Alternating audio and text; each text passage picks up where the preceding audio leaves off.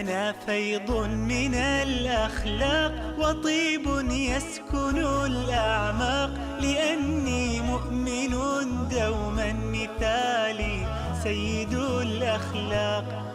أنا في رحمتي دمع تضيق بفيضه الأحداق، وبي نفع وإنصاف وقلب لين ما ضاق.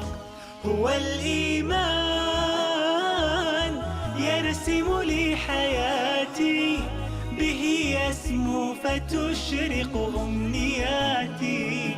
أنا كالغيث تعشقني دروبي، صفات الغيث تشبهها صفاتي. لا يغلق المسلم باب التعايش والسلام مع الآخرين، فما بالنا بالحوار؟ وهنا في فرنسا لمحنا الرغبة المتبادلة في إقامة جسور التفاهم والتعرف إلى الآخر. مؤسسات جعلت هذا الهدف السامي نصب أعينها، وعملت على التنسيق بين الأطراف المختلفة لإظهار هذا الجانب المضيء من السلوك. كلما مررت بشاب بشوش هنا فأعرف أن بشاشته عنوان إسلامه، ويبدأ حواره معك بها وإن كنت تختلف معه في الديانة. الحوار هو أسلوب التواصل والتفاهم بين الناس، ووسيلة التعارف والتآلف بينهم، ومنهج الدعوة والإصلاح في مجتمعهم، ومسلك التربية والتعليم لنشئهم وأجيالهم، ومجمع التقارب والالتقاء فيما بينهم.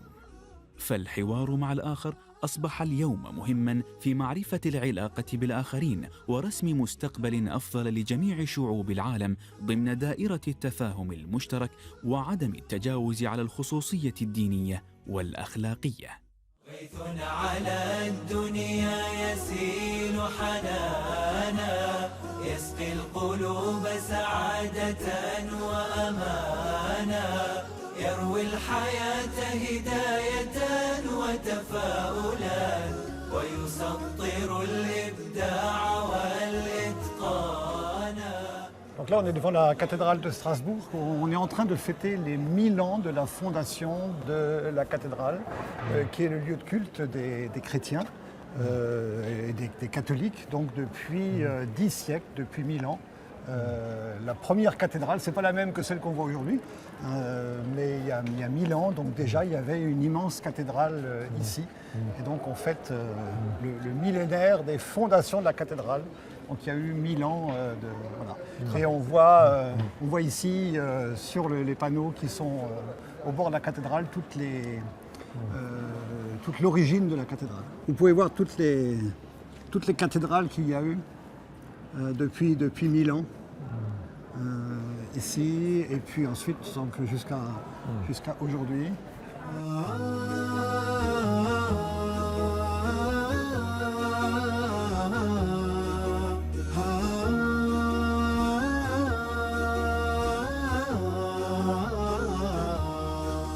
La hauteur, c'est 142 mètres jusqu'en haut de la flèche. Et c'était pendant très longtemps le plus grand édifice, la hauteur, l'édifice le plus haut en Europe.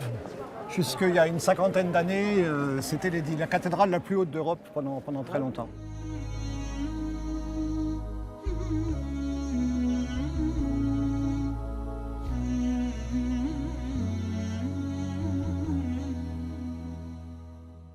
نظراً لتزايد حالات العنصرية والتطرف والتعصب في الآونة الأخيرة بفرنسا، كان لابد من تأسيس رابطة أو جمعية من أجل الحوار بين الأديان، فجاءت فكرة إنشاء جمعية الصداقة المسيحية الإسلامية في مدينة ميلوز من أجل ترسيخ مفاهيم جديدة للعيش المشترك بين المسلمين والمسيحيين، وإزالة الشبهات والصور الذهنية السلبية، والتعرف على حقيقة كل دين من أصوله المعتمدة.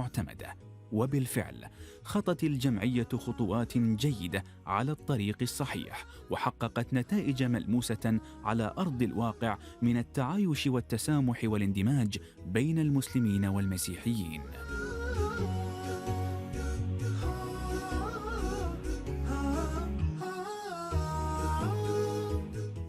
ترى أن هناك أهمية للحوار بين الأديان؟ Ah oui, oui, on peut pas vivre, surtout ici, à Strasbourg, en Alsace, on ne peut pas vivre autrement qu'avec le dialogue avec les autres religions.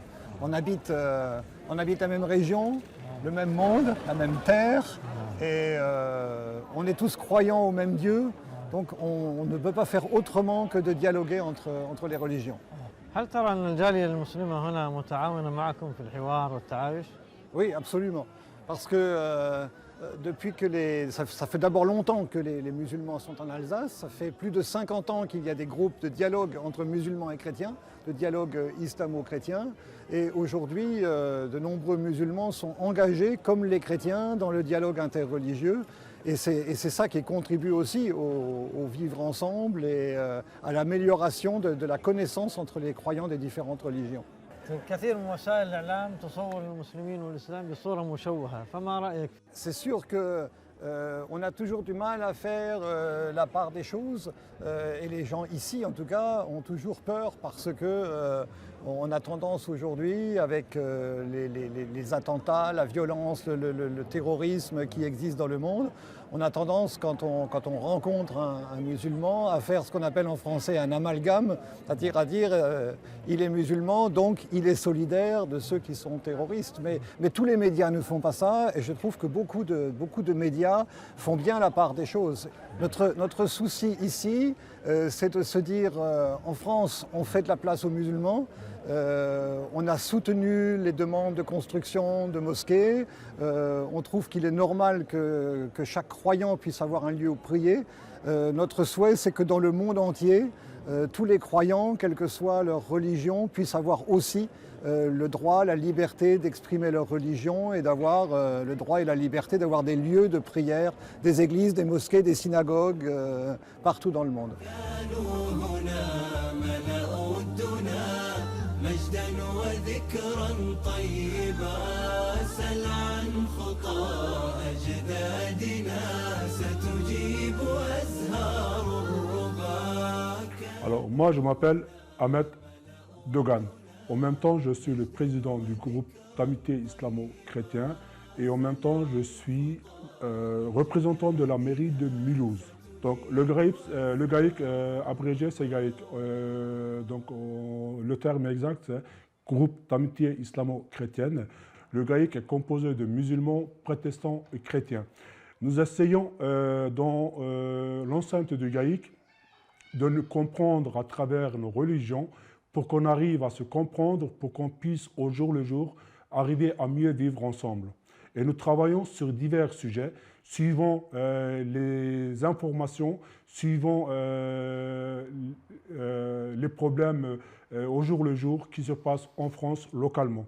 Et nous essayons de le traiter pour que l'un comprenne l'autre de manière à ce qu'ils puissent se mettre ensemble et vivre ensemble. من منبع الإصرار من نور الضحى جئنا إلى الدنيا نزف خطانا نتبادل الأدوار نسعى للعلا ونسابق الأيام والأزمان. أنت أحد أعمدة جمعية الصداقة الإسلامية المسيحية، فما دوركم في هذه الجمعية؟ Oui, voilà, donc je représente dans le groupe d'amitié islamo-chrétien les protestants de cette ville, et en particulier l'église réformée. Je suis pasteur de cette église, et donc dans le groupe d'amitié islamo-chrétien, je participe à organiser des rencontres entre chrétiens et musulmans dans cette ville. Notre objectif, c'est de travailler à construire un vivre ensemble harmonieux dans cette ville entre les croyants chrétiens et les croyants musulmans. أكيد طبعا هناك عوامل مشتركة وخاصة بين الأديان السماوية والله عز وجل يقول في القرآن الله ربنا وربكم لنا أعمالنا ولكم أعمالكم لا حجة بيننا وبينكم الله يجمع بيننا وإليه المصير. كيف ترى وضع المسلمين في فرنسا عموما وفي منطقة الألزاز خصوصا؟ L'Alsace est une région très peuplée, avec énormément de petits villages, et où dans le fond il y a assez peu d'habitants de confession musulmane. Par contre, dans les grandes villes, il y a des communautés musulmanes très nombreuses, est très visible dans l'espace public. Et la problématique de cet islam-là, c'est qu'il trouve sa place dans l'espace public de façon harmonieuse, de façon tout à fait normale, quoi. Une espèce de normalisation de l'islam dans la société française. Il faut replacer les choses dans une perspective historique. Si on prend par exemple une ville comme Mulhouse, au début du XIXe siècle, Mulhouse était une ville protestante, il n'y avait que des chrétiens de confession protestante, et puis avec le développement de l'industrie sont venus énormément de catholiques, des chrétiens catholiques dans la ville, qui petit à petit sont devenus majoritaires dans la ville, et au XIXe siècle, il y a eu des tensions entre les communautés protestantes et catholiques, et il a fallu que les catholiques trouvent leur place dans la ville. Et puis, au bout d'un certain temps, les choses se sont faites plus harmonieusement et plus normalement. Voilà. Et bien pour les musulmans, c'est un peu la même chose. Les musulmans sont arrivés quand même essentiellement après la Deuxième Guerre mondiale, progressivement, par vagues. On a eu une grande vague issue du Maghreb, puis on a eu une vague turque.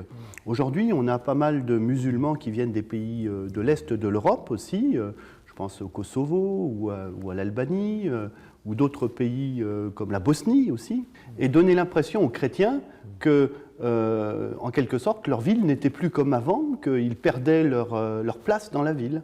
Donc il faut retrouver une place pour chacun, une place, équitable pour chacun.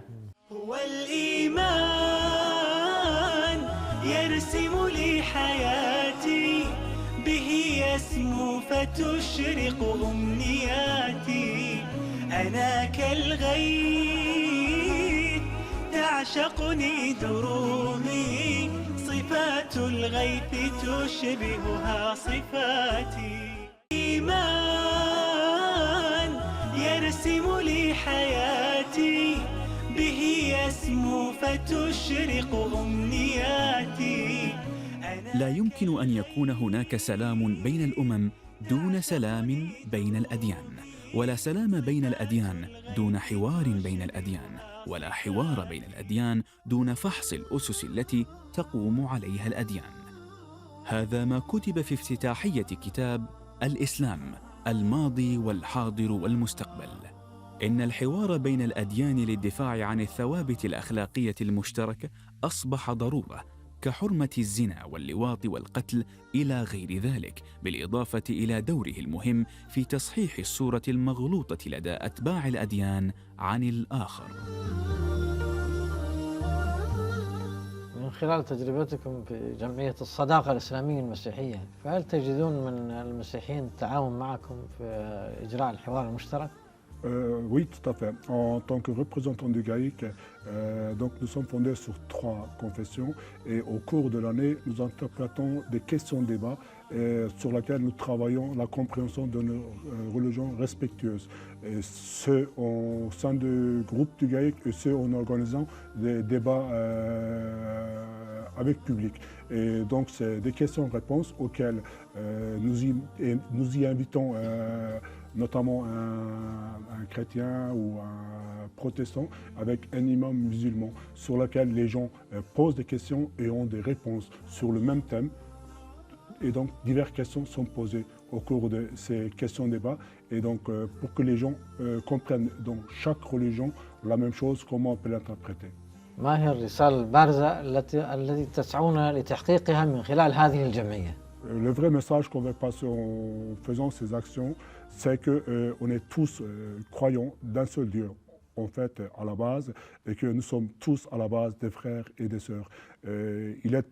Suivant l'histoire, on a été sous diverses formes dans certains pays, d'une certaine ethnie, mais à la base, nous venons tous du même endroit, du même lieu. Et donc, on essaye de comprendre à travers les différentes religions qu'il y a eu dans l'histoire, en se posant les mêmes questions pour voir comment chaque religion interprète, pour mieux se comprendre. Et cela, pour qu'on arrive à en se comprenant beaucoup mieux, à vivre mieux ensemble.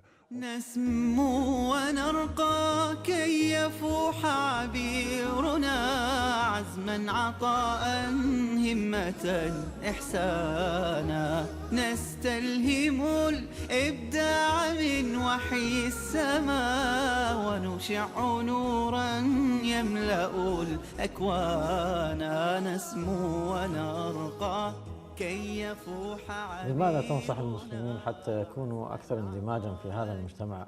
Je pense que le conseil qu'on peut donner aux musulmans qui sont ici, c'est de prendre toute leur place dans la société en tant que citoyens français.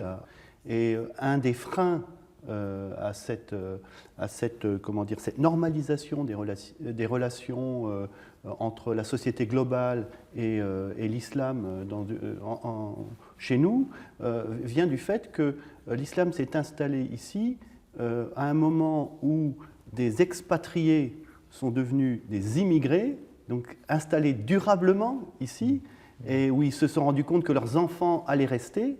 Et les communautés musulmanes sont nées un peu comme le dernier lien avec le dernier, il y a aussi les familles bien sûr, mais un lien important avec la société d'origine, d'où on était parti. L'étape suivante, ça sera que les communautés musulmanes d'ici, ça soit les communautés musulmanes d'ici, et qui soient en quelque sorte, je veux dire, qui vivent de façon un peu indépendante du contexte politique et social du pays d'origine. منذ أن أطلق المفكر الإنجليزي جوزيف كيبلينغ بيت الشعر الذي يحمل معنى أن الشرق شرق والغرب غرب وهما ثقافتان ومفاهيم لن يلتقيا، أخذت حقيقة هذه العبارة تتجذر في أرض الواقع في الشرق والغرب على حد سواء وتترسخ أكثر مما سبق، ذلك أن هذه الفرقة بين الشرق والغرب ليست وليدة القرن ال19 وحقبة الاستعمار، وإنما هي أمر يعود إلى صراعات متتالية عبر القرون.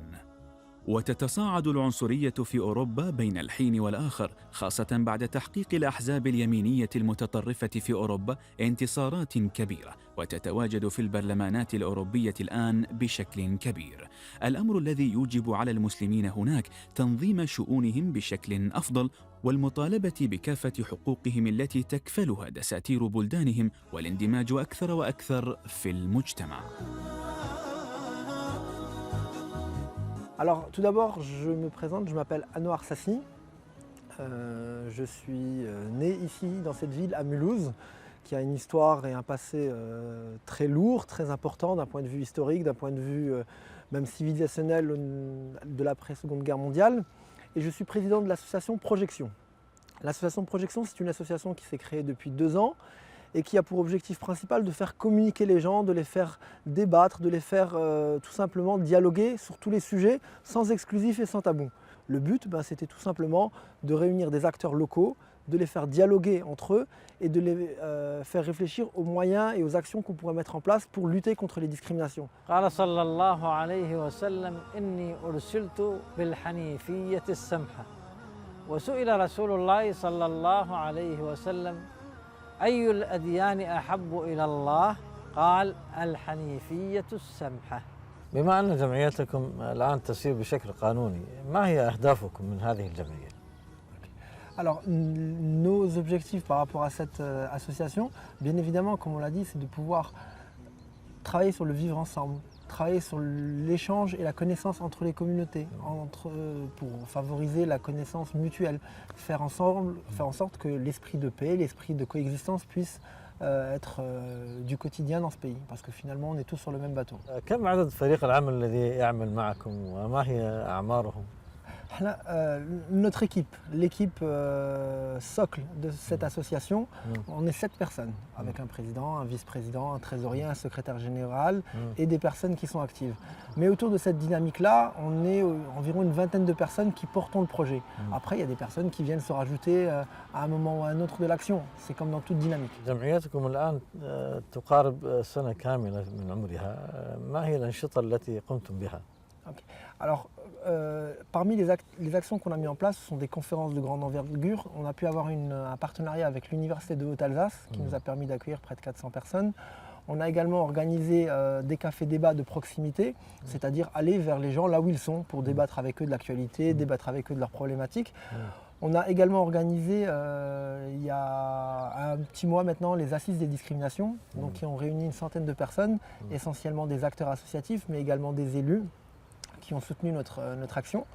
Et pour nous aujourd'hui le but c'est de pouvoir organiser des conférences de grande envergure mais également des actions de proximité dans les différents quartiers, que les personnes puissent se réapproprier l'espace public. Parce qu'on se rend compte que souvent les personnes qui subissent les discriminations ou le racisme par exemple sont des personnes qui ne prennent jamais la parole en public. Donc comment est-ce qu'on fait pour que ces personnes-là puissent se réapproprier une part de citoyenneté et une part de civilité tout simplement. زين ما هي طموحاتكم القادمة إن شاء الله؟ Alors notre ambition elle est tout d'abord pour notre pays, la France, puisque nous sommes français. Donc l'ambition c'est quoi? C'est de faire émerger une génération de citoyens actifs, une génération de citoyens impliqués à différentes échelles, que ce soit au niveau associatif, au niveau économique, au niveau politique, au niveau universitaire, que toutes ces personnes-là puissent contribuer à redresser l'état de notre pays.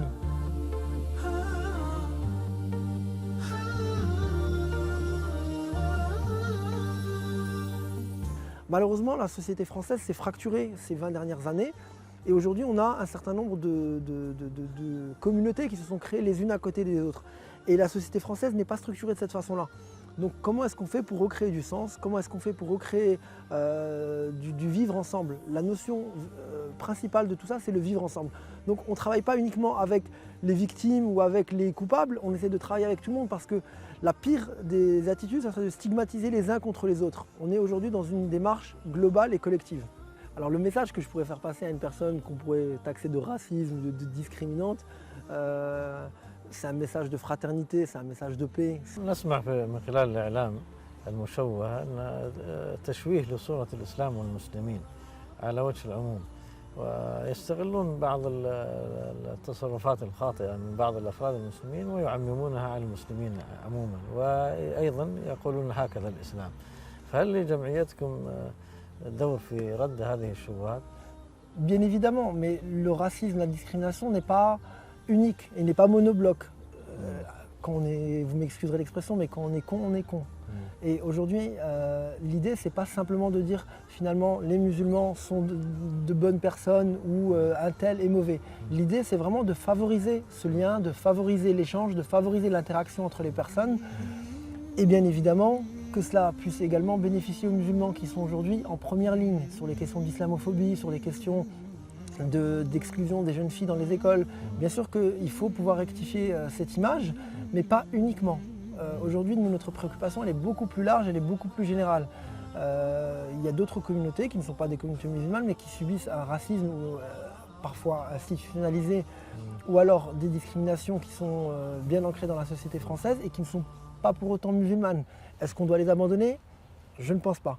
روي أن الحسن البصري رحمه الله أعطي شربة ماء بارد فلما أخذ القدح غشي عليه وسقط من يده فلما أفاق قيل له ما ذلك يا أبا سعيد؟ قال ذكرت أمنية أهل النار حين قالوا لأهل الجنة أن أفيضوا علينا من الماء أو مما رزقكم الله كن كالغيث أينما وقع نفع. أنا كالغيث تعشقني دروبي صفات الغيث تشبهها صفاتي